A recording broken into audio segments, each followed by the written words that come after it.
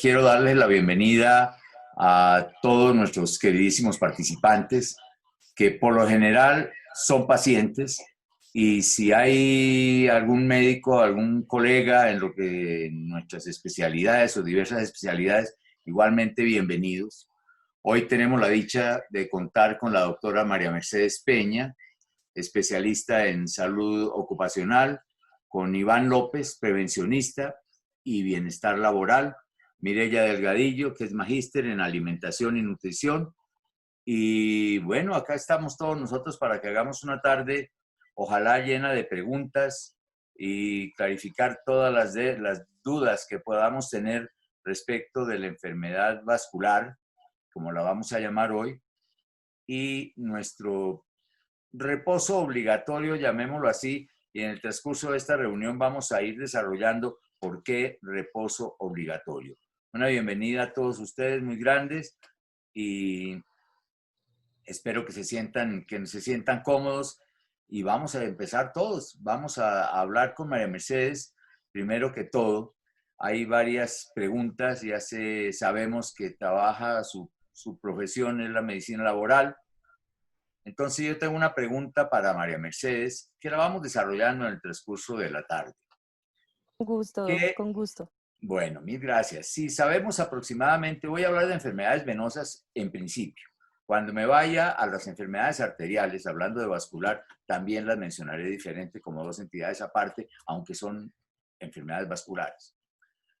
¿Qué sucede? Nosotros sabemos que, por ejemplo, en nuestra población, voy a hablar de Bogotá, pero esto va para a nivel mundial.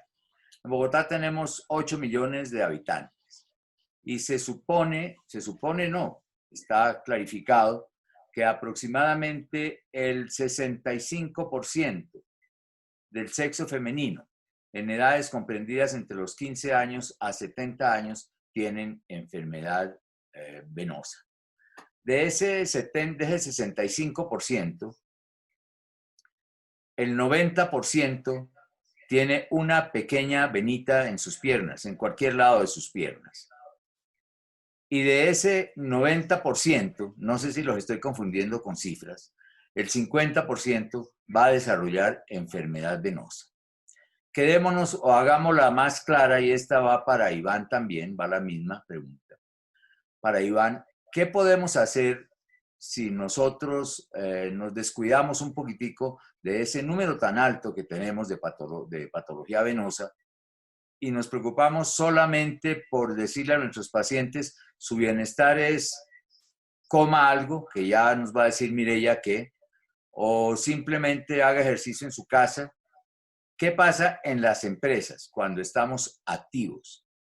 ¿Y qué va a pasar? Después hablaremos de cuarentena. Entonces, María Mercedes, ¿tienen algún programa especial en las empresas o se ha creado algo especial para patología venosa? Esto lo pregunto porque me dio la curiosidad, o trato de leer antes de entrar a un conversatorio como este, y busca uno internet o busca artículos médicos y buscamos medicina del trabajo y enfermedad venosa.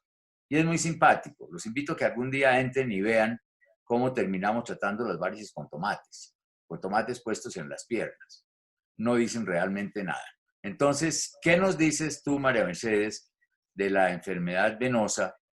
¿Cómo la manejamos a nivel empresarial? Antes de eso, quiero darle un saludo muy especial al doctor Raúl Panizo. Lo estoy viendo acá, está en Lima, está desde Perú, está con nosotros. Doctor Raúl, participemos todos. Un abrazo. Usted, como siempre, fiel y cumplido a toda esta misión. Vuelvo a María Mercedes. Entonces, María Mercedes, ¿hay algún proyecto especial donde hablemos de enfermedad venosa? No la confundamos con enfermedad circulatoria, porque ahí se nos van las arterias y esta no tiene la epidemiología que yo estaba hablando.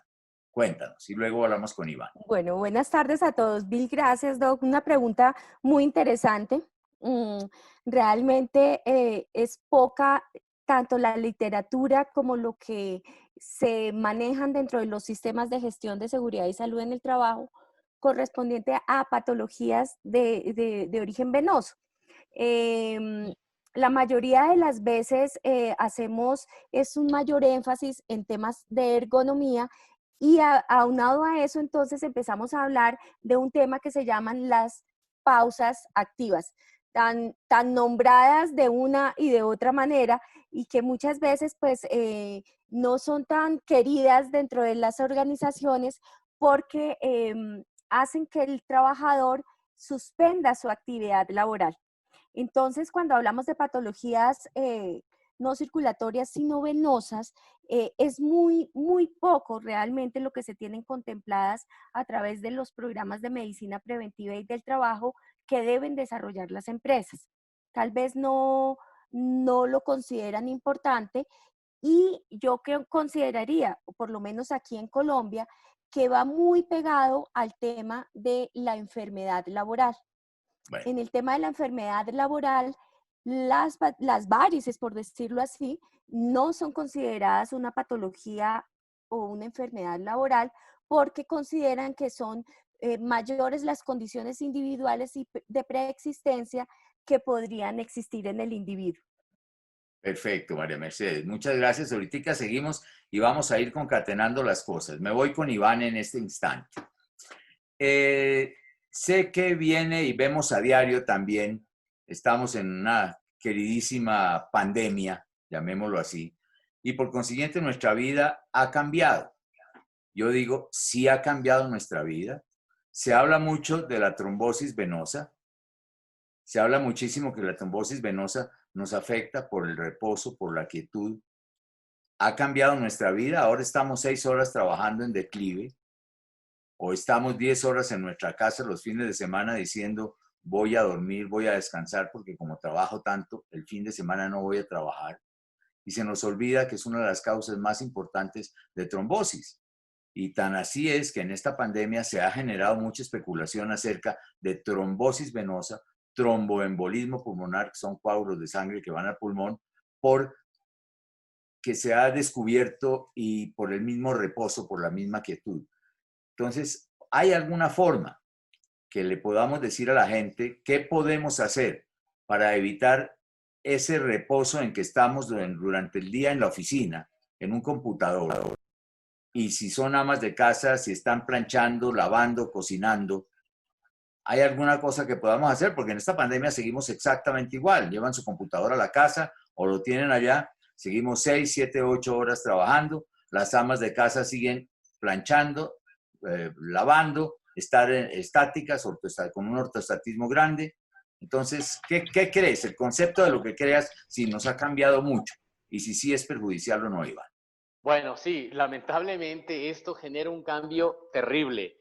En mi país arrancamos el 13 de marzo, cuando el presidente dijo todo el mundo para su casa, no hay trabajos, y no es sino hasta el 31 de marzo, en donde yo le llamo a un buen amigo mío, ergónomo, y le digo, oye, ¿qué va a pasar luego? O sea, ¿cuántas personas con patologías vamos a tener de aquí en junio, en julio? ¿Cuántas personas enfermas vamos a tener? Porque la gente no estaba preparada para trabajar desde casa. Entonces, es el 31 de marzo en cuando decidimos empezar a trabajar con las personas en dos aspectos muy grandes.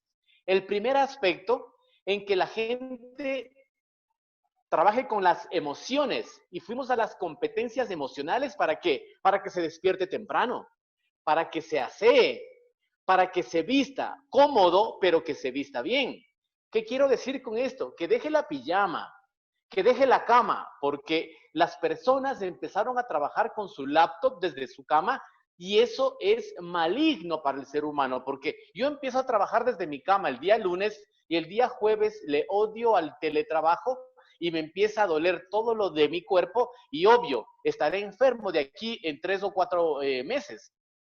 Y la segunda parte que empezamos a trabajar es a diseñar pausas, pero pausas activas propiamente dicho. María Mercedes hace un momento dijo que no son muy bien queridas las pausas y no son bien queridas por dos motivos. Primero, porque el prevencionista en la empresa no sabe aplicar pausas activas. Piensa que cualquier pausa se aplica a toda la población laboral. Y Iván, con todo respeto, perdóname un segundo.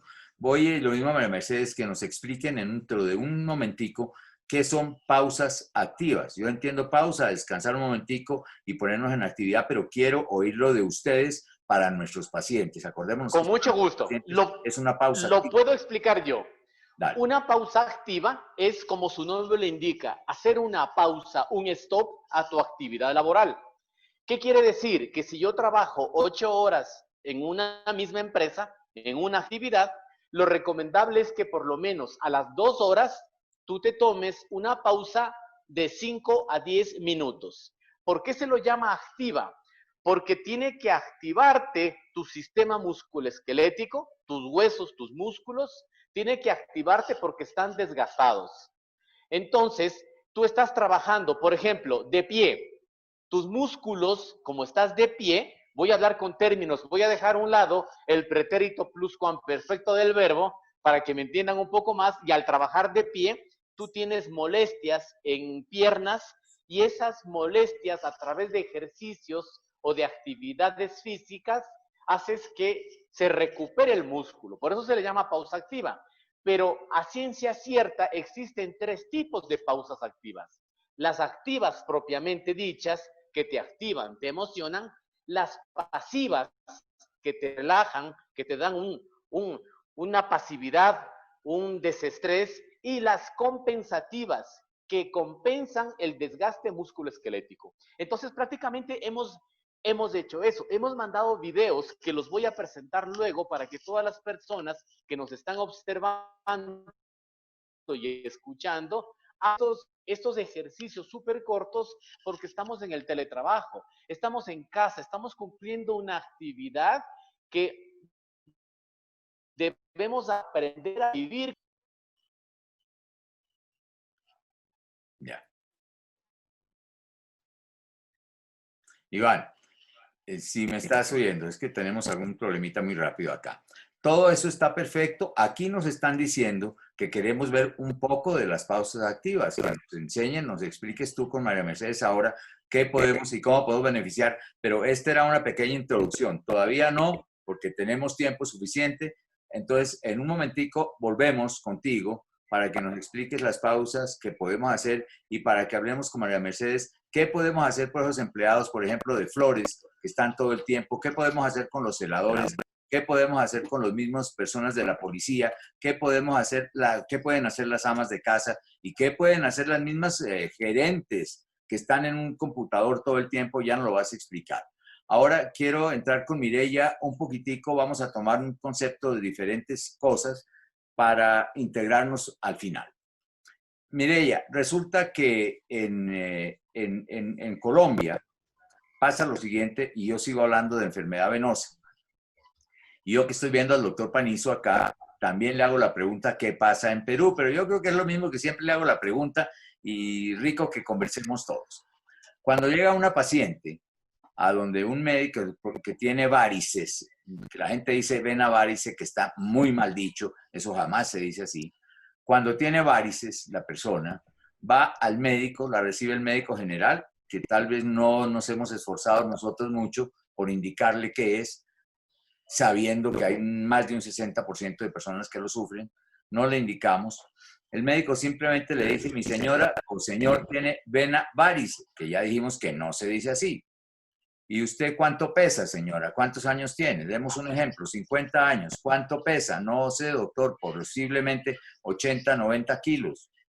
Y el médico le responde, con ese peso, para que yo pueda hacerle algo en sus piernas, usted tiene que bajar 20 kilos de peso y váyase para su casa. Esa es una respuesta desde el punto de vista nutricional, Mireya, porque no la veo justificada que una persona que acude por una enfermedad como ese porcentaje que tenemos, le digan vaya, pierda 20 kilos de peso y volvámoslo fácil. Entonces, ¿qué nos dices tú? Pues no, no es una respuesta porque, en primer lugar, un tratamiento de ese tipo se debe hacer integral. Si la señora está pesando 80 kilos y mide 1,50, pues le están sobrando 30 kilos, así facilito, pero de un solo totazo no la podemos mandar para la casa a que baje sin darle unas explicaciones, unas instrucciones, unas recomendaciones y un acompañamiento. Entonces es muy importante que primero que todo las personas aprendan a comer, porque todos comemos para satisfacer una necesidad básica que es el hambre, pero no es lo mismo estar comiendo galguerías a estar comiendo una comida saludable. Entonces es muy importante. Para bajar de peso, lo primero que hay que hacer es cambiar ciertos hábitos alimentarios que tenemos en todas las poblaciones del mundo, porque cada región tiene un hábito alimentario diferente, de acuerdo a la temperatura, de acuerdo a la actividad física que desarrolle, de acuerdo a la edad, de acuerdo al peso, de acuerdo a la familia a la que pertenezca, al estrato social al que pertenezca. O sea, los hábitos alimentarios están condicionadísimos a muchas variables. Entonces, ¿qué tenemos que hacer? Primero que todo, averiguarle a la señora, ¿usted qué está comiendo? ¿Usted por qué come eso? ¿Qué le gusta? ¿Por qué toma tanto cuchuco? ¿Por qué come tantas papas? Todo ese tipo de cosas son importantes. Y tenemos que darle una instrucción, tenemos que hacerle un acompañamiento, hacerle una historia alimentaria y hacer un cambio en sus hábitos alimentarios, y no solamente los de ella, sino los de su entorno familiar, porque yo no saco.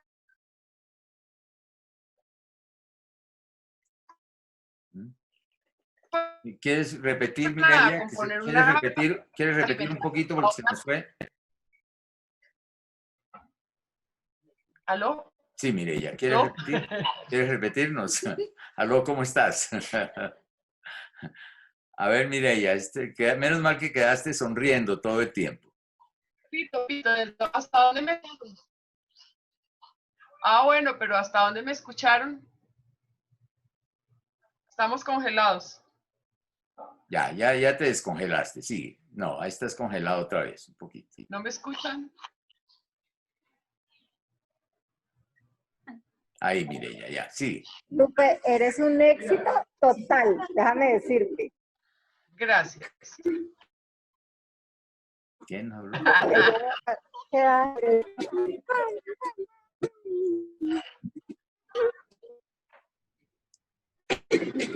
Ay, hay cumis.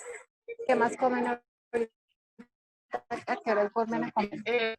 Que si, por favor, nos apagan los micrófonos congelados.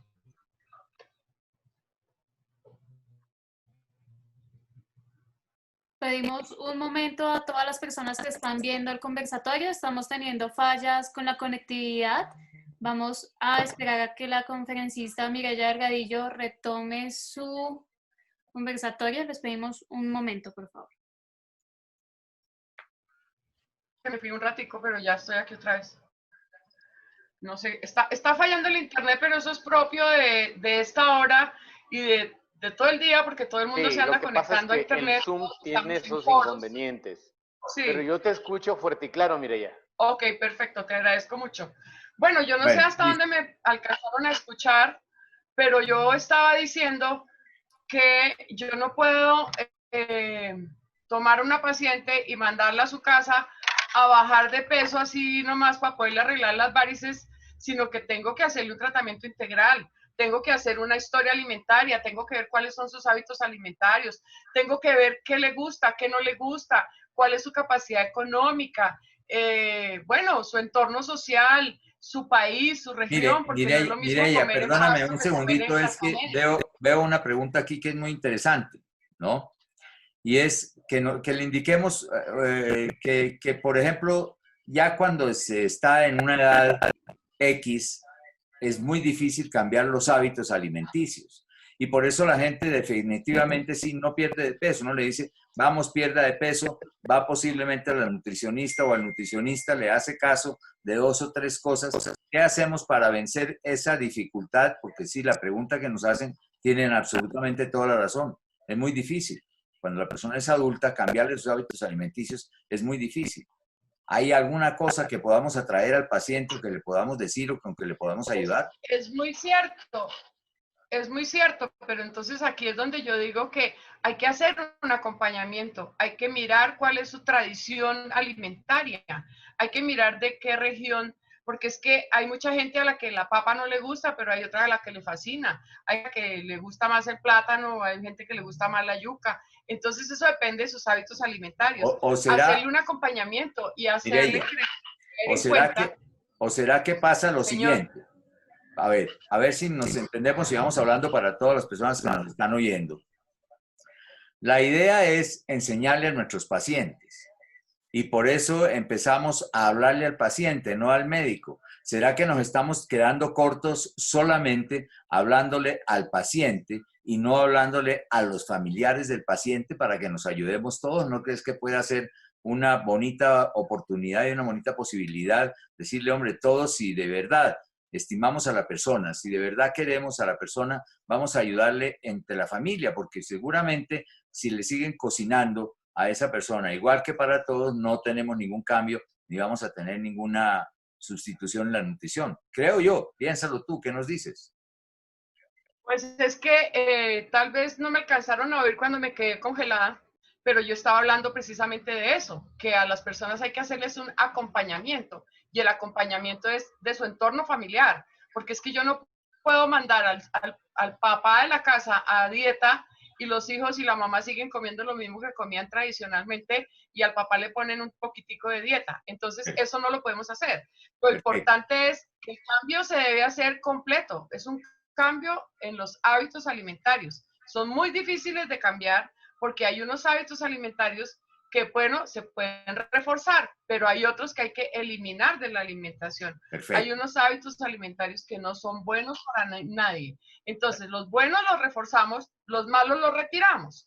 Pero sí es muy importante no solamente hacerle un tratamiento al paciente, sino a su familia en general, a su entorno familiar, a la gente más cercana. Y si es un trabajador, a sus compañeros de trabajo, a hacerles unas recomendaciones. Que no se lleven al amigo a comer hamburguesas cuando está haciendo un tratamiento especial para reducir de peso. Entonces es muy importante. Pero además de... ¿Aló? Sí, sí, sí. Bueno, pero acá... además de eso, también es muy importante tener en cuenta no solamente que se empieza a hacer un plan de alimentación, sino que hay que hacer un plan de actividad física. Allá va mi no cuento. Solamente se baja de peso haciendo dieta. Hay mucha gente que hace dieta y no baja de peso. ¿Por qué? Allá va mi porque cuento, no María tiene Mercedes. una actividad física, porque no camina un poquito, porque no hace un... Bueno, ustedes no me dejan hablar a mí, me encanta, pero yo me siento feliz. No me dejan, me van a copar las 2 horas aquí, no me dejan hablar. Denme un chancecito, por favor. Hola, Mireya, yo no sé, hoy estás muy... ¿Te tomaste el tinto con Iván o no te lo tomaste? No, no me lo he tomado todavía. Entonces, tómeselo un poquitico mientras viene una pregunta, perdóname. Bueno, señor. Que la voy a contestar yo. Es que estoy viendo las preguntas que hay y no quiero dejarlas pasar por alto porque nuestros pacientes, eso es lo que queremos, llegarle a la gente, llegarle a nuestros pacientes y que nos pregunten. Estamos en stand-by con las pausas activas de María Mercedes e Iván, pero voy a contestar una pregunta aquí que hablaba yo del paciente que llega al médico con un problema venoso y le dice baje 20 kilos. Y nos comenta Alfredo que dice, pero mientras tanto, ¿qué se hace para evitar una enfermedad venosa? Bueno, con la enfermedad venosa, desafortunada o afortunadamente, nacemos con ella. Otra cosa es que no le hagamos caso. No le hacemos caso a la enfermedad venosa porque mucha gente espera estar muriéndose del dolor o que le salga una úlcera en su pierna o que haga una flebitis superficial, como se llama, o sea, coágulos de sangre en las venas de las piernas, para acudir al especialista. Generalmente, y eso lo comentábamos en otras oportunidades aquí, se acude a la droguería de la esquina a preguntarle al droguista qué se toma para la vena varice o al vecino, entonces el vecino le va a dar las indicaciones que no son, o a cualquier otro amigo, o si no, entra a buscar el doctor Google, que tanto digo yo, a preguntar qué es lo que se hace. No, es muy sencillo, hay muchas cosas que hacer, no es mandatorio en ningún momento. Puede uno dejar de hacer un tratamiento porque la persona está en sobrepeso. Lo dejo muy claro. Hoy en día, los tratamientos se inician con sobrepeso o sin sobrepeso. Desde luego, no es el mismo resultado, pero si una persona está en sobrepeso, llega para que se le haga un tratamiento, el tratamiento se le va haciendo paulatinamente y paulatinamente va bajando igualmente de peso. No es la respuesta de que si usted pesa tanto hasta que no baje no la volvemos a ver. No, es absurdo y por eso hice la pregunta. Esto no tiene absolutamente nada que ver. Si hay un paciente, vuelvo a repetirlo, que requiere un tratamiento, se inicia el tratamiento o se inicia el procedimiento y durante el tiempo nos hacemos cargo de personas como Mireya para que le digan cómo debe bajar de peso o María Mercedes decirle cuando vuelva a su trabajo vamos a enseñarles los siguientes ejercicios, que era lo que estabas diciendo y que es lo básico. Eso es lo que, esa es la respuesta que puedo dar. Pero bueno, yo creo que todos... Bueno, pero estamos nosotros. Se quedó congelado el doctor Ulloa, no lo escuchamos. Ya, me gustaría mucho a Iván decirle que en la práctica, qué pausas activas o qué nos recomiendas para que hagamos en la casa nosotros. Ok. Le demos movilidad a esa circulación. Después me voy para la otra pregunta, es qué podemos hacer con las empresas y con nuestros empleados que tengamos. Entonces, pero vas tú primero, Iván. Yo quería, Enséñame gracias. Bueno, sí. Colocar algo, ¿me permiten? Voy a colocar algo. Lo tenía no para hoy, pero ya que la gente está preguntando por pausas, entonces yo les quiero presentar unos ejemplos. Esto es un estudio basado en el doctorado de comportamiento humano. Y los ejemplos son estos. Primero, es importante que sepan los tipos de pausas. Existen 3 tipos de pausas. Aquella que te activa, que te genera una emoción positiva. La pausa pasiva, aquella pausa que te produce un relax, un descanso. Y aquella pausa compensativa, también conocida como compensatoria, en la cual te reactiva los músculos desgastados en la actividad laboral. Un ejemplo. Yo tengo aquí un ejemplo del juego de los cítricos. El juego de los cítricos me ha funcionado mucho, tanto para pausas activas en el ámbito laboral como pausas activas en el ámbito de la capacitación. El juego de los cítricos consiste en que tú entras al salón o a una oficina y pronuncias la palabra limón. Y al pronunciar limón, la gente se pone de pie con los brazos arriba, tal como está el dibujo. Luego tú dices la palabra naranja y la gente lo que hace es abrir los brazos de la manera que está el dibujo. Luego pronuncias la palabra toronja y la gente lo que hace es colocarse sobre un pie, formando una P y alzando los brazos hacia arriba. Y cuando dices la palabra mandarina, lo que hace es tomar asiento. Entonces, repito, la gente está sentada, sea en un aula, en un salón, o sea, en una oficina, tú dices limón, de pie, naranja, brazos abiertos, toronja en un solo pie y mandarina, tomas asiento. Son muy cortas. Una pausa activa no te puede durar más allá de 1 minuto porque la gente se cansa. No confundamos la bailoterapia con una pausa activa. Por eso es lo que María Mercedes decía, que nosotros a veces son mal vistas, es porque la gente luego dice, no, es que me tienen bailando, me tienen ahí haciendo el ridículo y por eso no me gusta hacerlo. Miren este video es en un salón. Lo que vamos a ver es una pausa activa que simula la montaña rusa.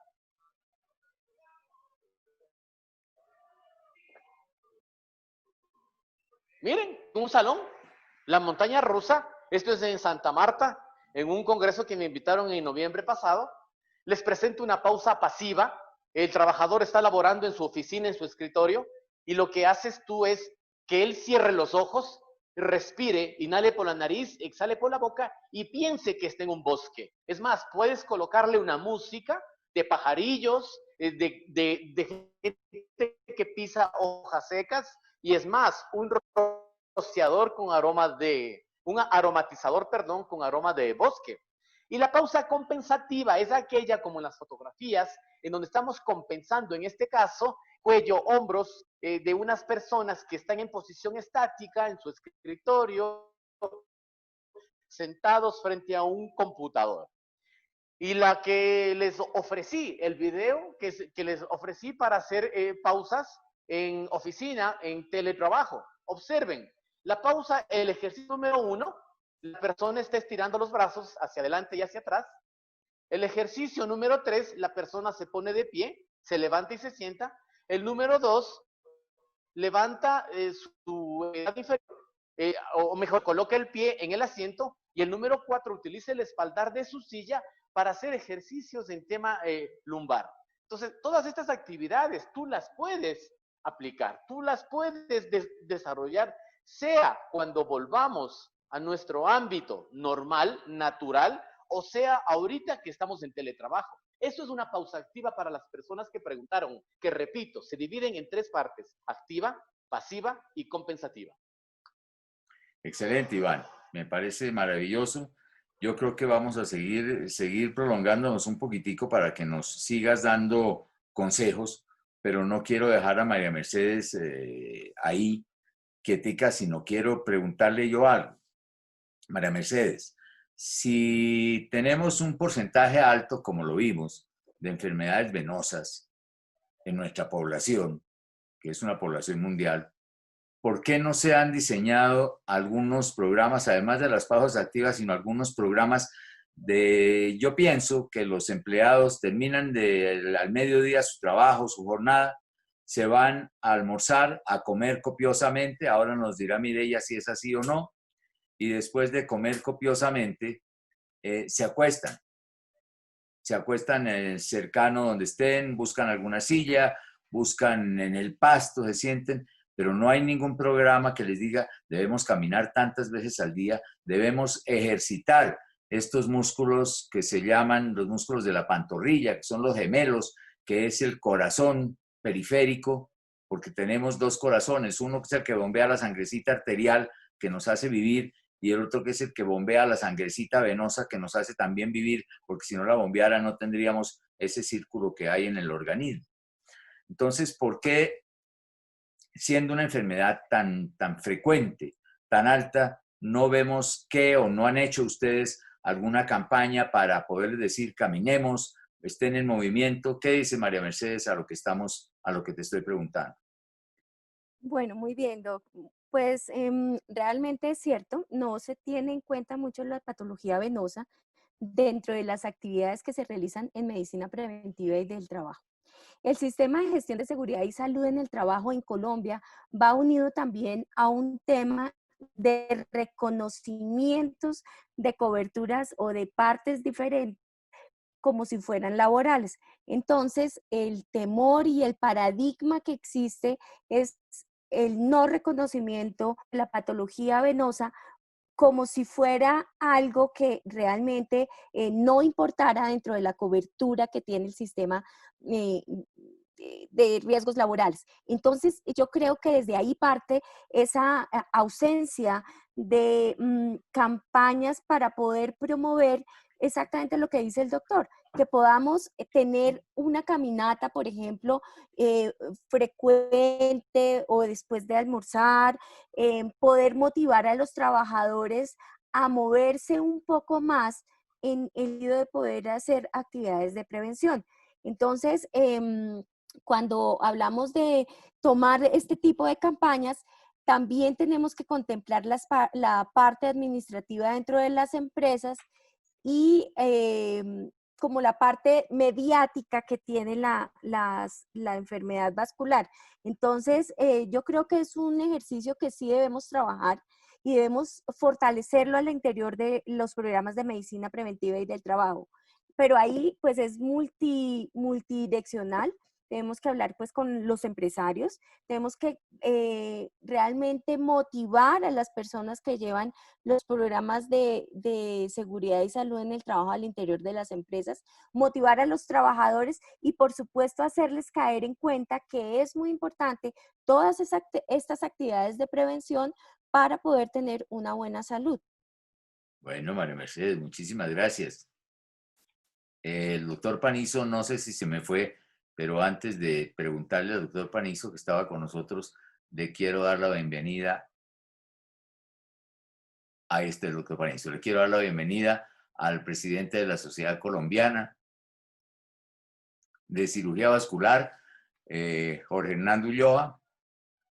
No lo veo bien. ¿Y qué hubo, hijo? ¿Cómo estás? Viejo, ¿cómo van? Bueno, entonces hagámosla, integrémonos un poquitico más contigo y con el doctor Panizo y hagamos preguntas, démosle un poquitico de dinámica a...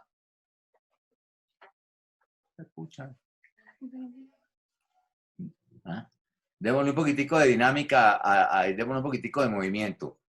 El doctor Panizo, la vez pasada, o todas las veces porque ha estado con nosotros, ha intervenido de una forma maravillosa y grande. Quiero que lo haga. Le damos un poquitico de respiro a Jorge Hernando para que después aprovechemos que tenemos estas 3 personas que son maravillosas, que desde el inicio nos están guiando y nos están dirigiendo para hacerles las preguntas que nosotros creamos y armemos una dinámica en este conversatorio.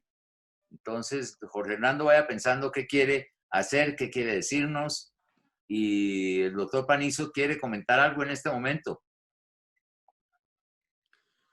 Buenas noches, don Jorge. Hola, Jorge Hernando, colegas todos.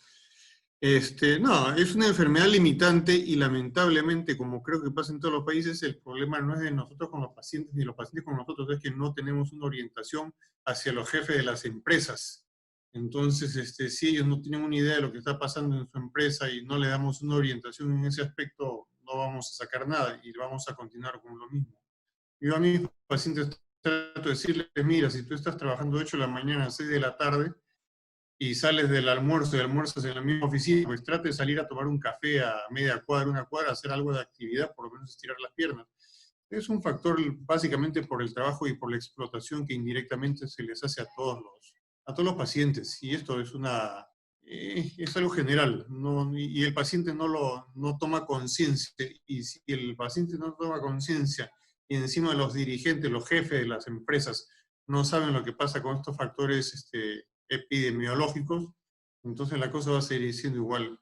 Tenemos que hacer algo para que haya un comunicado a todo este tipo de empresas para tratar de bajar esta enfermedad.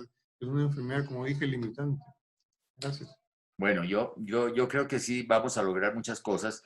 Empezamos o iniciamos logrando 2 o 3 personas de pacientes, como los llamo yo acá, que se sientan a oírnos y a oír realidades de la enfermedad venosa con ese porcentaje tan alto. Cada vez estamos logrando un mayor número de pacientes, de personas que nos preguntan.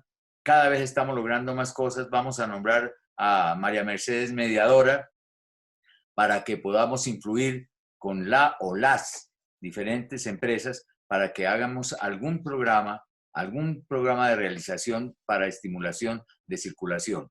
Que no sea solamente las pantallitas que mueven las piernas que nos venden en televisión todas las mañanas y que diariamente escuchamos y nos dicen es la salvación y es la solución. Vamos a ponernos varias tareas y mientras María Mercedes piensa cómo podemos inducir a las entidades a que hagamos algo especial para que sus trabajadores puedan detener la enfermedad que ya está creada, por muchas razones está creada, y que logremos algo positivo. Jorge Hernando, ¿quieres hacer alguna pregunta ahí? No, básicamente hay un tema que me llama mucho la atención. Ahorita estamos todos en confinamiento y se ha permitido algo de salida. Perú entiendo que está en unas condiciones muy similares a lo que estaba en Colombia. Estuvimos hablando en días pasados con alguien de la plancha directiva de ustedes allá también, Raúl. Conocemos que generalmente en toda Latinoamérica, con excepción de un solo país, que es Uruguay, que se está comportando de una manera absolutamente atípica, el comportamiento de morbilidad y mortalidad por esta pandemia es muy, muy similar. En Colombia, con las estrictas normativas que se tomaron, nos guardaron, tal vez a mi criterio, muy tempranamente, y eso ha corrido la curva 3 o 4 veces hacia la derecha, y actualmente tenemos una curva que va a llegar a finales de julio. Probablemente mi apuesta es que se va a dar en agosto ese pico. Sea lo que sea, los que estamos todavía en la primera línea de trabajo, hemos encontrado una cuestión que es altamente llamativa, y es el inicio de una nueva epidemia, creo yo, que va a llegarnos de trombosis venosas superficiales. Estamos comenzando a tener mucho paciente con sintomatología de esta índole. Está llegando mucho paciente no COVID, no necesariamente conocido COVID positivo a los departamentos de urgencias, pero tenemos trombosis venosas superficiales y probablemente son pacientes que ya tienen de antemano un endotelio lesionado, es decir, el problema de las venas está desde un principio ahí presente, y el hecho de estar en un confinamiento sin la posibilidad de hacer el movimiento que tradicionalmente haría un paciente, pues lleva a detonar la posibilidad de una trombosis inicialmente menor, pero no descartamos que vaya cada vez a venas más profundas y más importantes. Por lo tanto, me gusta mucho esta iniciativa, me parece absolutamente importante que se le lleve no solamente información al médico, que es lo que estamos abrumados en este momento a punta de webinars por todos lados. Este es el 6º webinar mío del día de hoy, y creo que estamos igual allá en Perú. Creo que estamos, la cual no entra, pero muchas veces nosotros como comentaristas o como presentadores, y esto nos obliga a estar acá presentes, pero ¿quién habla del paciente? ¿Dónde ponen al paciente? ¿Dónde lo dejan? ¿Dónde dejan a ese trabajador? Y sobre todo en este momento, ¿dónde van a dejar a ese trabajador que está confinado haciendo una función absolutamente atípica, como lo estaba mencionando Iván antes, y es sentado en una silla con un escritorio que no es un escritorio, sino es un comedor probablemente, convertido en escritorio con una altura completamente antiergonómica, en unas condiciones de vestimenta que no son las que usamos normal y tradicionalmente en el trabajo, y en unas condiciones de hidratación diferentes a las que se tienen en un ambiente con temperatura controlada. Es la casa, es algo distinto. Entonces, hay que comenzar a tomar conciencia en esto, hay que comenzar a tener una acción un poco más activa. Si bien hay normativas a nivel de los entes gubernamentales en todos los países con respecto sobre todo a los trabajadores de líneas de fábrica, casi que no hay para aquellos trabajadores de oficina. Casi que no hay. Es algo muy distinto. El trabajador de fábrica tiene un pito, hay una normativa, hay un personal de salud ocupacional, generalmente en las fábricas, que toma las determinaciones y lo hace parar, y se paran 5 o 6 minutos, hacen sus ejercicios y vuelven a trabajar. Esto en las grandes oficinas no existe, o no se cumple, o no se lleva a cabalidad, y hay que llevar esta información a ese plano, hay que aterrizarla, porque si no lo que vamos a terminar es con una segunda pandemia ya de otra índole, que es la de la presencia de la trombosis. Bueno, bien, perfecto. Acá hay una pregunta que dice, nos escriben, nos dicen, ¿cómo lograr que las personas tomen conciencia de la importancia de la circulación, dado que por ser una enfermedad silenciosa no se le presta atención y cuidado? Yo no sé, yo quiero empezar tal vez por la izquierda, yo quiero empezar o por la derecha, por María Mercedes. La tengo que nos diga eso para complementarnos. ¿Quieres responder algo tú, María Mercedes, de esta pregunta? Si no, los vasculares después la complementamos y la agrandamos. Pero como médica del trabajo, tú, cuéntanos qué le podemos contestar a esta persona que nos está preguntando, a este paciente. ¿Cómo lograr que las personas tomen conciencia de la importancia de la circulación? Ahí sigue, dado que es por ser una enfermedad silenciosa, no se le presta ninguna atención ni ningún cuidado. ¿Qué nos contestas a eso? Es verdad que no se le presta ninguna atención, pero esta nueva circunstancia que nos hace que tengamos que hacer teletrabajo y trabajo en casa, que son similares, pero contractualmente ante el empleador diferentes, ¿sí? Es muy, realmente es muy reciente este abordaje. Lo que decía el doctor Ulloa es totalmente cierto. No hay unas condiciones ergonómicas, no hay unos escritorios ni unas sillas adecuadas. Y lo que hemos visto en estos 2, 3 meses que las personas tienen trabajo en casa es que la carga laboral se ve aumentada. Entonces, no solamente es por la actividad administrativa que tienen que realizar, sino por las condiciones del entorno en la casa. Entonces, tienen que estar pendientes de otra cantidad de actividades que son propias del hogar y adicionalmente de las actividades laborales. ¿Cómo hacer para que tomemos conciencia? Eso es como con todas las enfermedades que tienen una particular carga de prevención, ¿sí? Entonces, yo creía que la información es muy importante, el poder motivar a que las personas realmente tengan unas jornadas.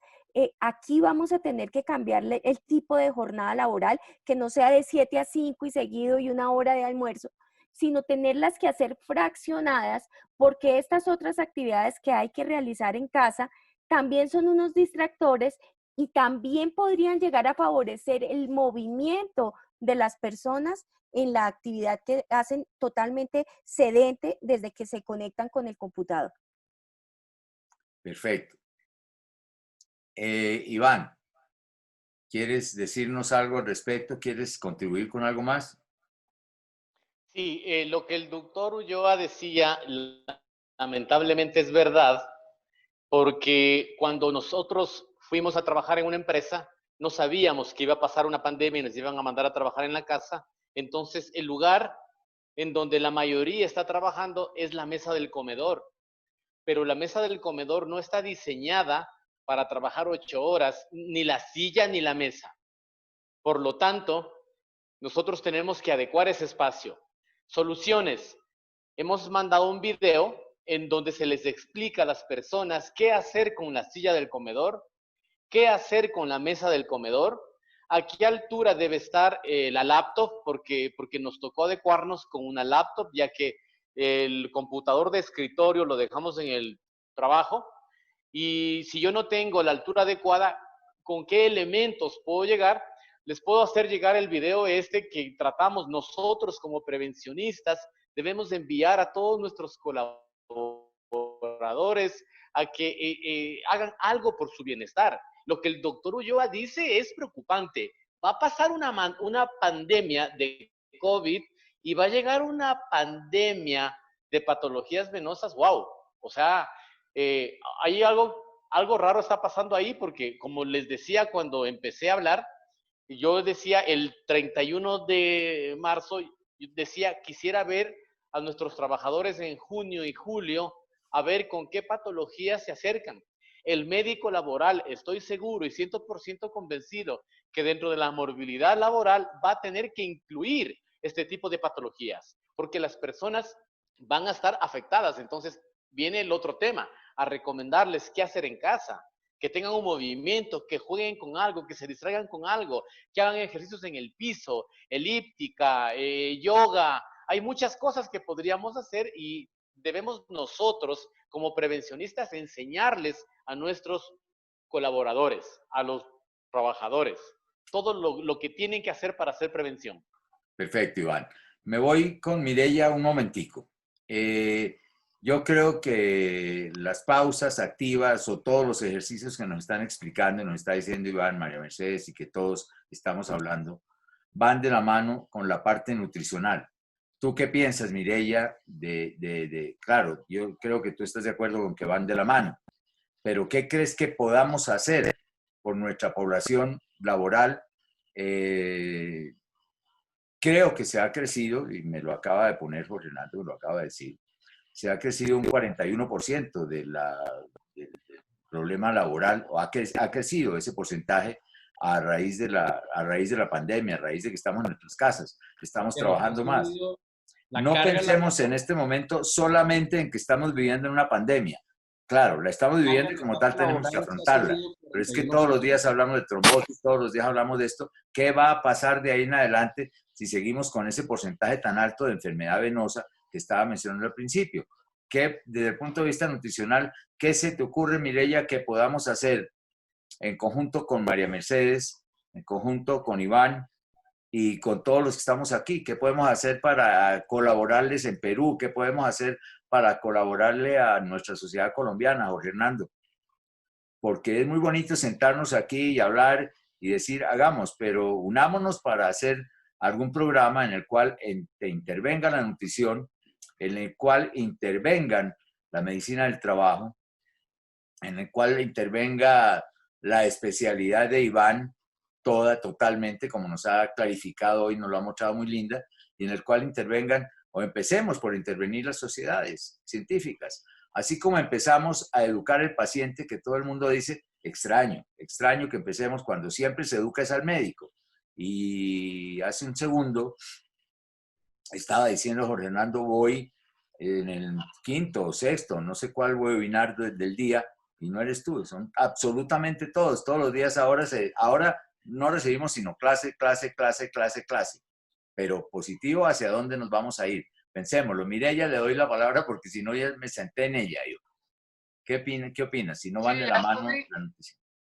Usted me dice que hablo mucho, ¿no?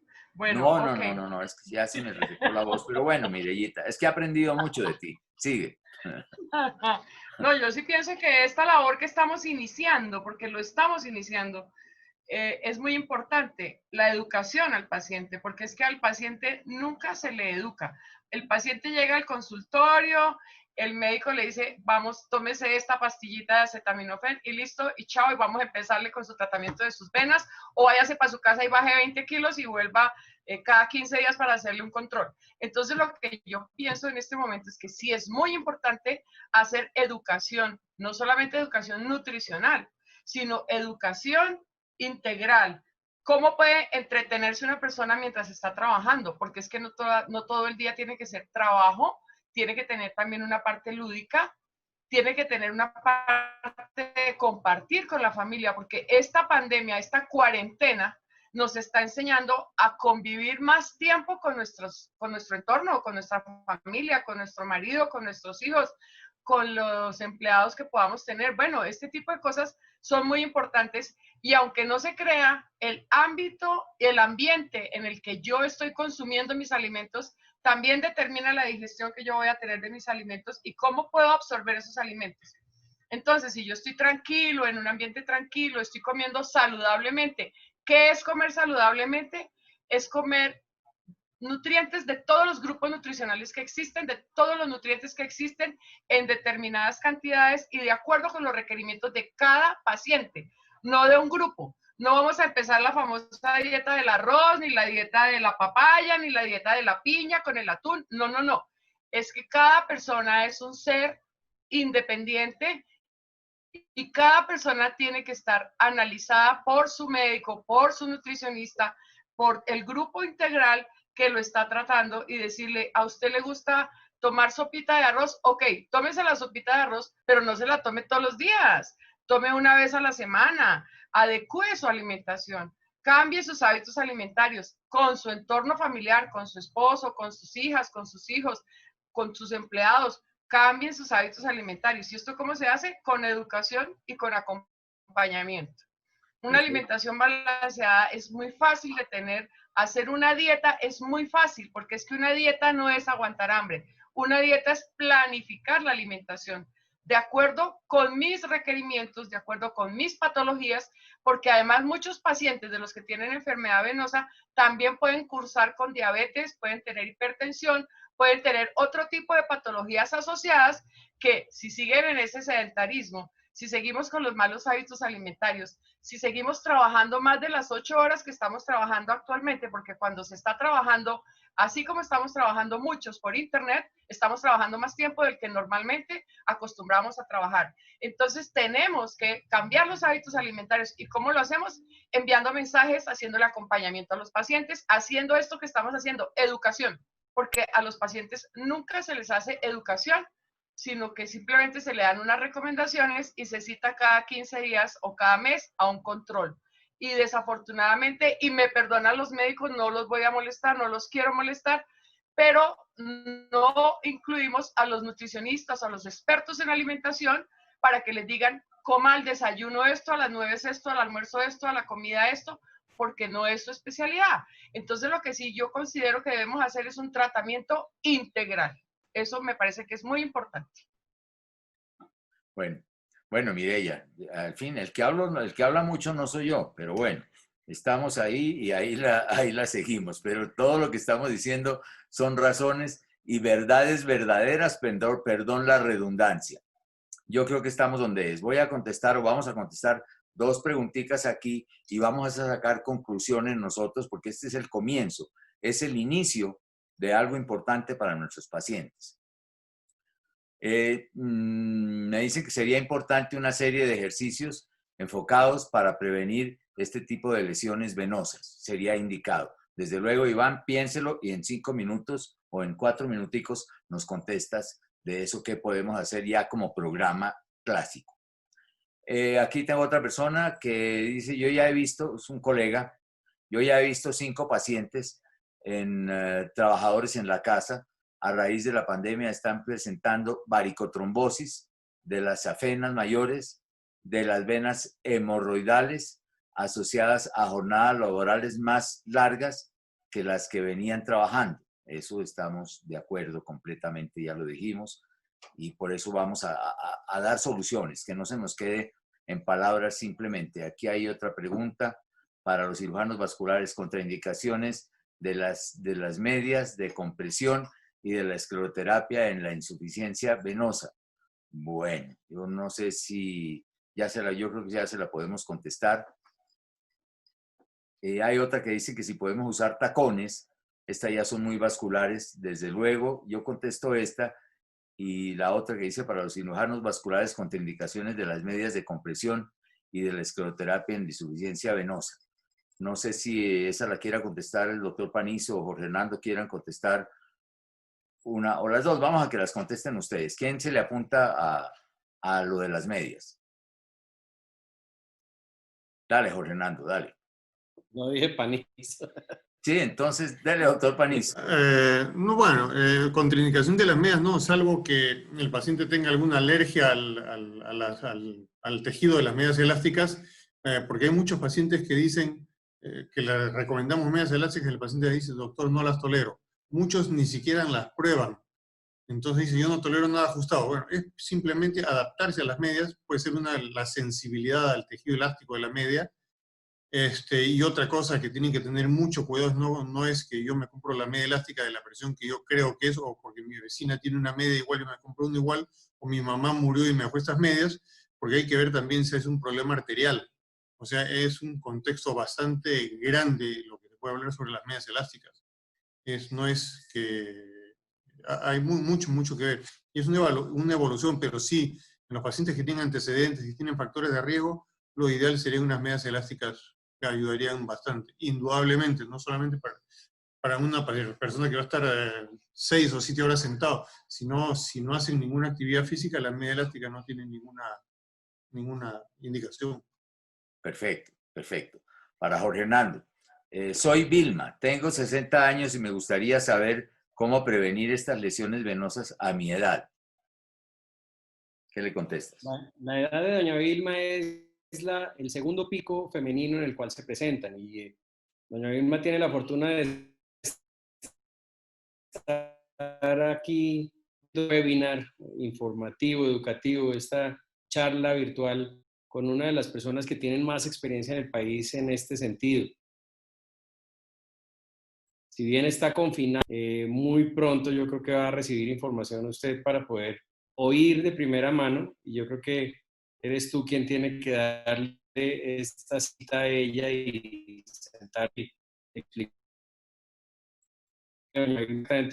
qué hay que hacer por vía digital. Esto hay que analizar muy claramente qué caso tiene, cuáles son los antecedentes de doña Vilma, quién en la familia, madre o abuela, sufre de esto, hijas que sufran de esto también, porque es muy grande. Si el papá también tuvo o tiene problema de varices, si hay antecedentes de ingesta de algún tipo de droga. Son casos muy particulares y muy puntuales. Básicamente una respuesta genérica sería hay que hacer ejercicio y moverse, caminar. La Organización Mundial de la Salud manda algo que es un poco difícil y es 50 minutos al día, 5 veces a la semana. Esto yo quiero ver a ver quién va a hacer esto. Yo me puse el reloj cuando eso comenzó a salir y la notificación de mi reloj es que lo estoy logrando siempre y cuando no esté confinado en un cuarto. Pero 50 minutos de ejercicio es una cifra bastante alta cuando uno tiene que hacer todo lo que uno tiene que hacer en este momento. El 41% que estaba mencionando mi padre ahorita es que la carga laboral con el teletrabajo se nos subió y ya está estudiado un 41%. La parte de los ejercicios puede que pasen a un segundo plano si tenemos hijos que estamos atendiendo y haciendo encima de ellos y las necesidades que ellos tienen, y depende mucho de la edad de los hijos. La parte dietaria necesariamente y desafortunadamente pasa a un segundo plano porque el espacio entre las teleconferencias es tan corto que la posibilidad de cocinar se termina cerrando a elementos procesados que son altamente nocivos. Entonces, yo la invito, y creo que todo este sistema está diseñado también para que reciba una información muy pronto y que reciba una asesoría directamente o dirigida personalmente, de manera personalizada, reitero, para que su caso puntual se lo definan y se lo respondan directamente con la necesidad que usted tiene. Perfecto, gracias, Hernando. Tenemos muchas más preguntas, pero las vamos a contestar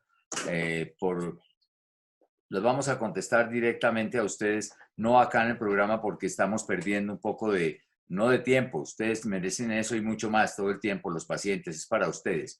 Pero se los ampliamos y se los contestamos por esta vía, por nuestro correo, se lo vamos a contestar directamente a ustedes. Me queda algo por preguntar acá. Iván, ¿qué podemos hacer? Y María Mercedes y Mireya, ¿qué se les ocurre que podemos hacer para Perú, para Ecuador y para Colombia de programas? Que esto se nos vuelva realidad. Estamos volviendo realidad enseñarle a nuestros pacientes. Ya dijimos, aunque Mireya dice que hablo mucho, pero bueno, ya dijimos que nos preocupamos por enseñarle a los médicos. Nos preocupamos por enseñar y enseñar y enseñar. 5 webinars o 10 webinars al día, cada uno de ellos no es fácil llevarlo a cabo o entenderlo. Ahora que somos los únicos que estamos manejando este grupo de pacientes, ¿qué se les ocurre a ustedes que podamos hacer para nuestros 3 países? Démoslo como una determinante e impulsémoslo y hagámoslo, dado que es una enfermedad que ya lo dijimos al principio, nos comentan cuando ya viene la complicación, no nos comentan al principio. Entonces, a Iván, le damos la palabra primero a las damas. María Mercedes, ¿qué se te ocurre que podamos hacer? Estas las vamos a repetir, estas reuniones con ustedes, es supremamente interesante.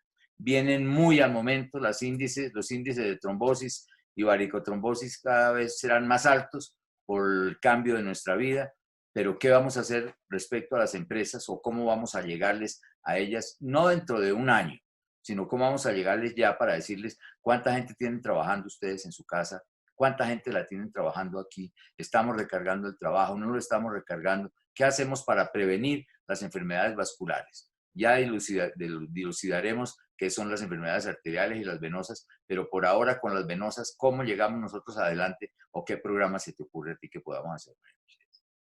Pues yo creo que es bien importante, y como lo compartía antes, ver que esto es de la participación de todos, de la política empresarial, del coordinador de seguridad y salud en el trabajo que todo el mundo en las empresas debe tener, del área de talento humano, del mismo trabajador y de nosotros también en poder facilitar algunas alternativas y alguna metodología para poder llegar a los teletrabajadores que pues como que se rompe en dos la historia. Uno es como venían trabajando y como decía el doctor Ulloa, pues en las fábricas o en donde tenemos trabajo con altas temperaturas o que están en bipedestación continua, pues hay algunos programas que se acercan, pero en las áreas administrativas es muy difícil y no se ha abordado, pues antes del confinamiento y ahora en el trabajo muchísimo menos. Entonces yo creo que hay que abordarlo a través de unos programas de vigilancia epidemiológica, de poder tenerlo en cuenta dentro de los programas de medicina preventiva y del trabajo, y por supuesto pues mirar qué pruebas, tamiz o cómo podemos sacar unas estadísticas diagnósticas que nos apoyen mucho más desde el área médica, en medicina del trabajo, y podamos poner como de prioritario esto. No es fácil, vuelvo y digo, hay que romper unos paradigmas porque siempre se trabaja sobre unos sistemas de vigilancia epidemiológica a los que ya estamos acostumbrados. Entonces, el de control y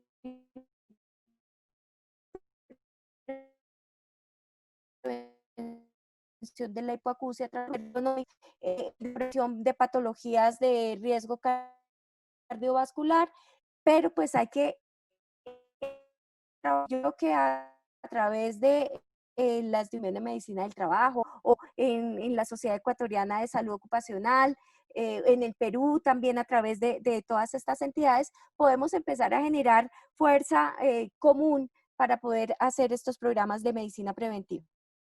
Gracias, María Eugenia. A Iván, ¿qué se le ocurre a nuestro querido invitado que podamos hacer en práctica pronto?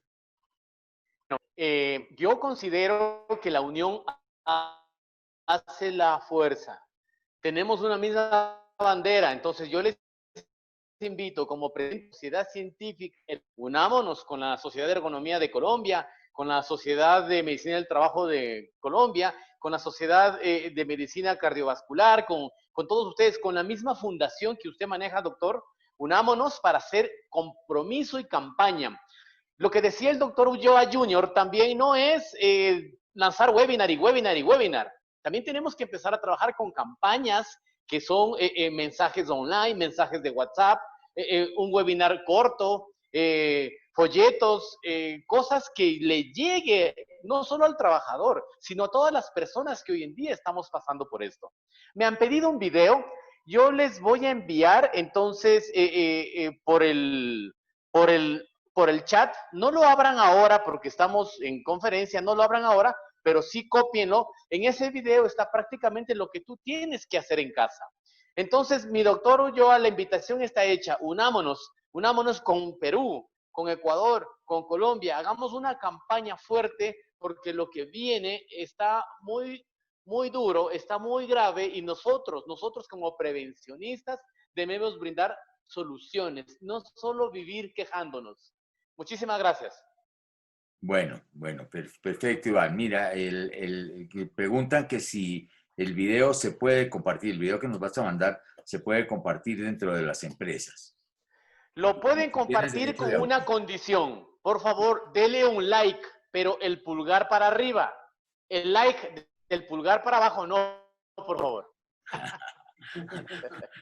Bueno, mire, me falta, ya los voy a dejar descansar, pero Mireya, quiero que termines tú, concluyas qué se te ocurre para que podamos hacer o unirnos para esto que estábamos mencionando. No, pues yo estoy muy de acuerdo con Iván y con María Mercedes y creo que podemos unirnos para hacer unas campañas de educación en primer lugar, de intervención en segundo lugar. Y pues con María Mercedes tenemos la posibilidad de hacerlo aquí las dos en Colombia y con Iván pues hemos tenido siempre contacto. Y a través de la fundación siempre lo hemos querido hacer, doctor Ulloa, usted lo sabe. Siempre hemos querido hacer unas campañas de educación para los pacientes y yo creo que podemos llegar de pronto a la parte administrativa de las empresas si empezamos a crear la necesidad. Debemos crear la necesidad en cada una de las empresas. Entonces tenemos que hablar sobre la educación nutricional, sobre la educación laboral, sobre la educación psicosocial. Todo esto juega un papel muy importante. En todas las empresas hay campañas para todo, menos para prevenir las varices, para prevenir la enfermedad venosa, perdón. Entonces, eso es una cosa muy importante.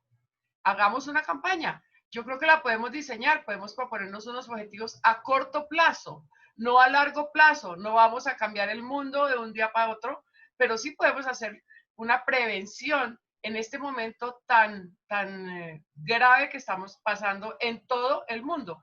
A nosotros en este momento nos compete nuestro país, nuestros países hermanos, entonces hagamos una campaña que la lancemos a nivel nacional y que la lancemos, la mostremos, porque eso es importante. Y pues si uno no muestra, no vende. Tenemos que mostrarlo, porque es muy importante. Yo a las personas aquí no les puedo decir, usted tiene que comer esto, tiene que comer esto, tiene que hacer esto, porque cada persona es un mundo y yo siempre he sido una defensora de los pacientes. Yo jamás en la vida le entrego a un paciente una dieta fotocopiada. Yo cojo un paciente y le digo qué le gusta, qué hace, qué come, cuántos años tiene, en dónde vive, qué temperatura ambiente le gusta, cómo le gusta el café, caliente o frío. Todo ese tipo de cosas son determinantes para un buen resultado nutricional. Son muy importantes y no vamos a hacer campañas masivas pues de nutrición, pero sí puedo darles una asesoría con todo el gusto y a través de mi mail pueden escribirme y con muchísimo gusto les puedo dar algunas indicaciones. Pero para poder hacer un tratamiento efectivo tengo que ver al paciente, tengo que analizarlo, tengo que hablar con él y pues eso es imposible hacerlo aquí por el webinar. Pero sí es muy importante que organicemos una campaña, que determinemos unos objetivos claros, precisos y que no sean tan a largo plazo, que sean para allá, para prevenir este tipo de enfermedades que estamos viendo en este momento en la pandemia. Entonces me parece que es importante que lo hagamos y nos podemos hacer una reunión. Iván, María Mercedes, Jorge Hernando, el doctor Panizo, no sé si quiera participar, los que quieran participar. y lo hacemos, porque me parece que es importante, pero que no se nos quede solamente en este webinar, sino que realmente lo llevemos a cabo. Eso esperamos que no se nos quede aquí. Todo siempre tiene un objetivo.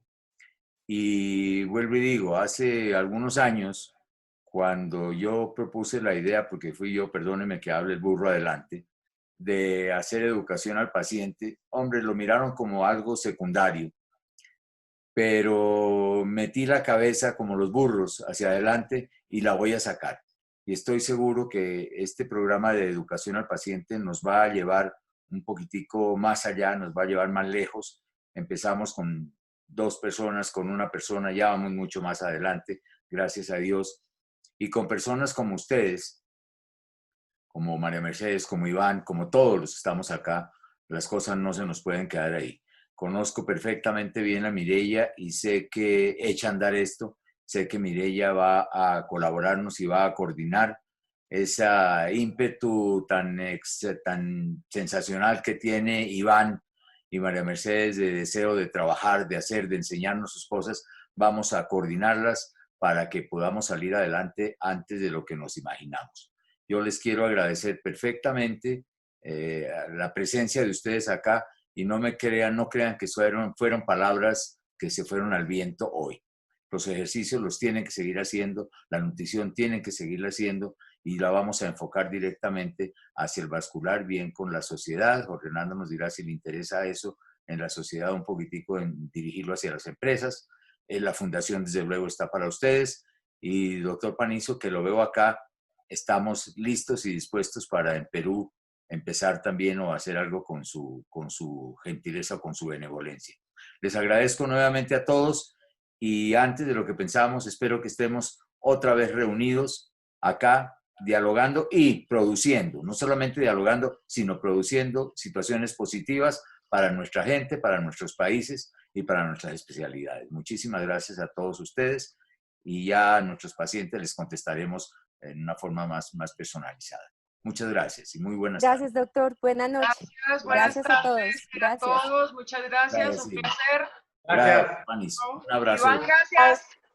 Un abrazo para todos ustedes. Muchas gracias. Chao, chao, María Gracias a todos.